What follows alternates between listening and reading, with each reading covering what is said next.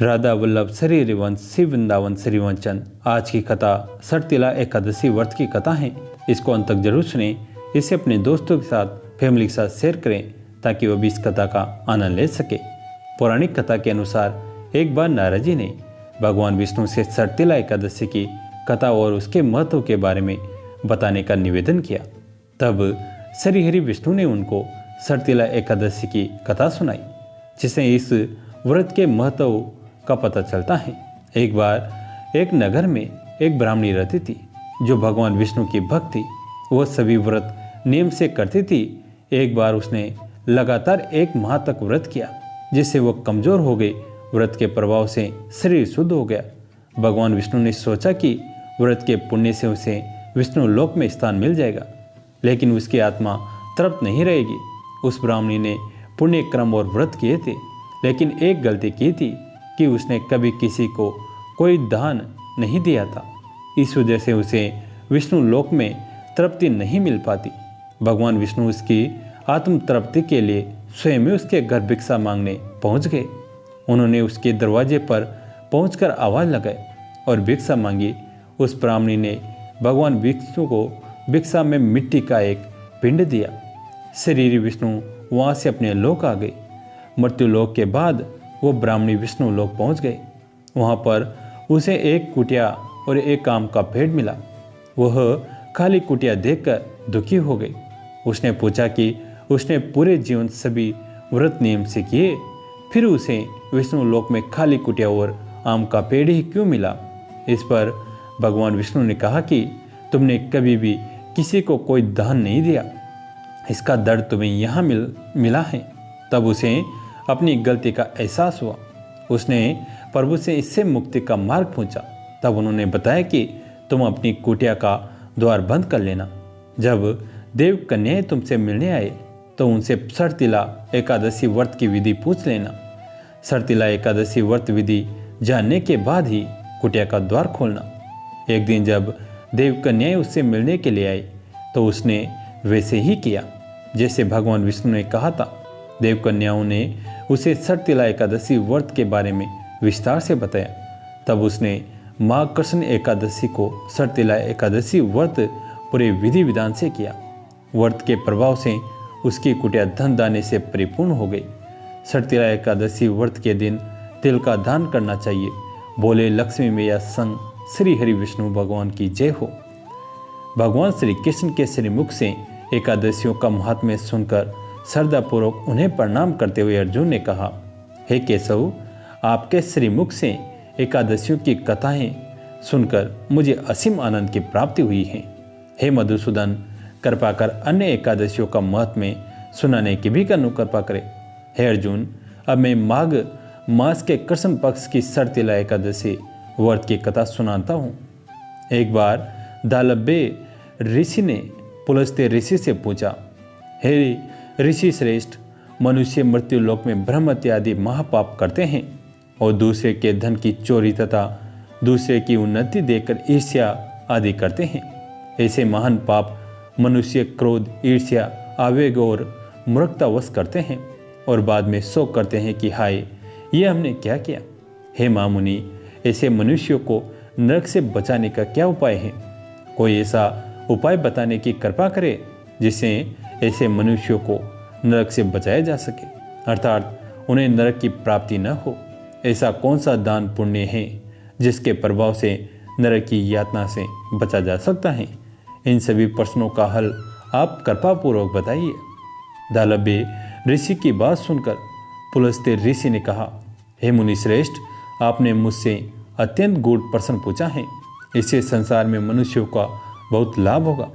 जिस रहस्य को इंद्र आदि देवता भी नहीं जानते, वो रहस्य मैं आपको अवश्य ही बताऊंगा। माघ मास आने पर मनुष्यों को स्नान आदि से शुद्ध रहना चाहिए और इंद्रियों को वश में करके तथा काम, क्रोध, लोभ, मोह, ईर्ष्या तथा अहंकार आदि से सर्वथा बचना चाहिए। पुष्य नक्षत्र में गोबर, कपास, तिल मिलाकर उपले बनाने चाहिए। इन उपलों से 108 बार हवन करना चाहिए। जिस दिन मूल नक्षत्र और एकादशी तिथि हो तब अच्छे पुण्य देने वाले नियमों को ग्रहण करना चाहिए। स्नान आदि नित्य क्रम से देवों के देव भगवान श्री हरि का पूजन व कीर्तन करना चाहिए। एकादशी के दिन उपवास करे तथा रात को जागरण और हवन करे। उसके दूसरे दिन धूप दीप नैवेद्य से भगवान श्री हरि की पूजा अर्चना करे तथा कीर्ति का भोग लगाए। उस दिन श्री विष्णु को पेटा, नारियल, सीताफल या सुपारी सहित अग्रय अवश्य देना चाहिए। तदुपरांत उनकी स्तुति करनी चाहिए। हे जगदीश्वर, आप निराश्रितों को शरण देने वाले हैं। आप संसार में डूबे हुए का उद्धार करने वाले हैं। हे कमलनयन, हे मधुसूदन, हे जगन्नाथ, हे पुंडरीकाक्ष, आप लक्ष्मी सहित मेरे इस तुच्छ अग्रय को स्वीकार कीजिए। इसके पश्चात ब्राह्मण को जल से भरा घड़ा और तिल दान करने चाहिए। यदि संभव हो तो ब्राह्मण को गौ और तिल दान देना चाहिए। इस प्रकार मनुष्य जितने तिलों का दान करता है वह उतने ही सहस्त्र वर्ष स्वर्ग में वास करता है। तिल स्नान, तिल की उपटन, तिलोदक, तिल का हवन, तिल का भोजन, तिल का दान, इस प्रकार 6 रूपों में तिल का प्रयोग सरतिला कहलाती हैं। इससे अनेक प्रकार के पाप नष्ट हो जाते हैं। इतना कहकर पुलस्त्य ऋषि ने कहा, अब मैं एकादशी की कथा सुनाता हूँ।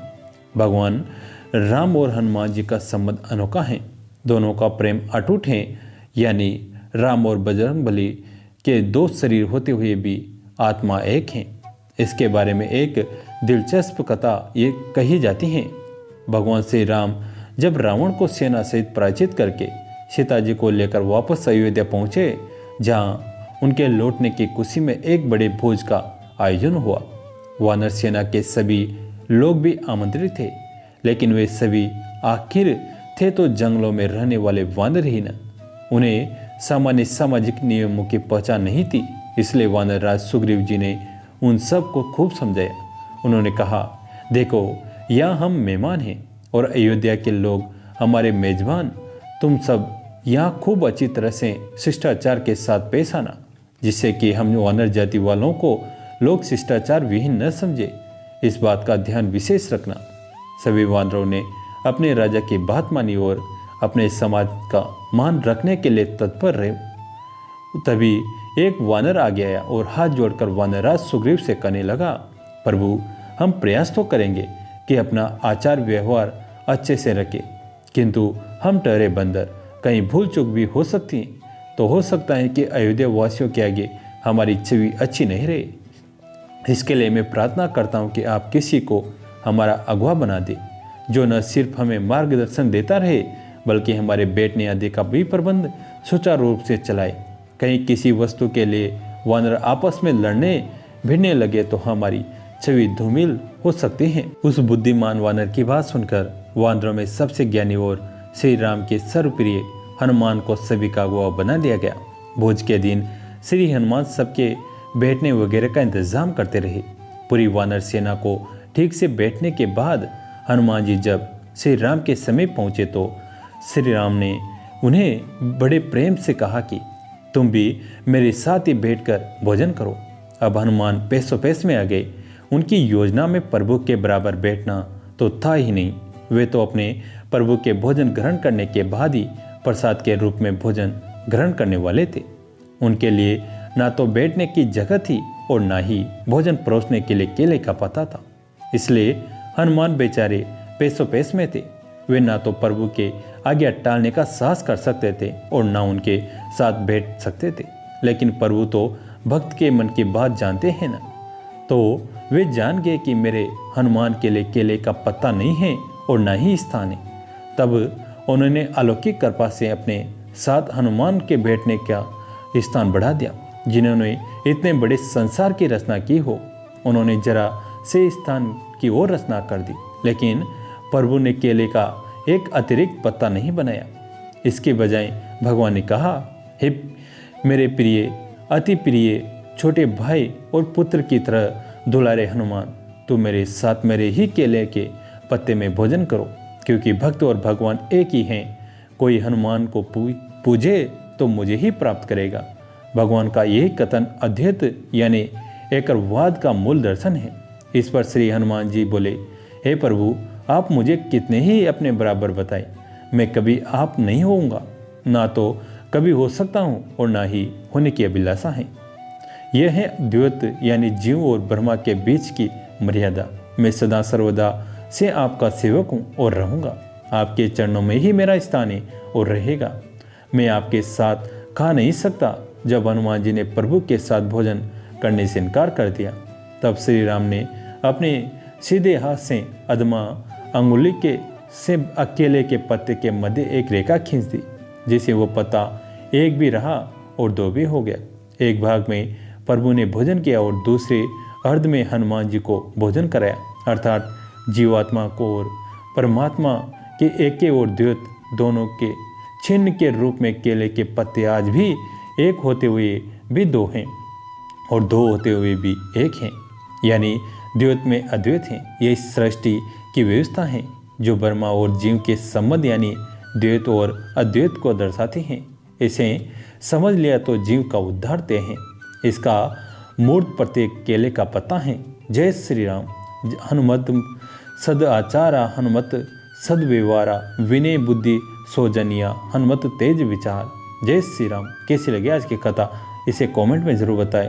अगर अच्छी लगी तो अपने दोस्तों के साथ, फैमिली के साथ शेयर जरूर करें। कहानी अंत तक सुनने के लिए आप सभी का तहे दिल से धन्यवाद।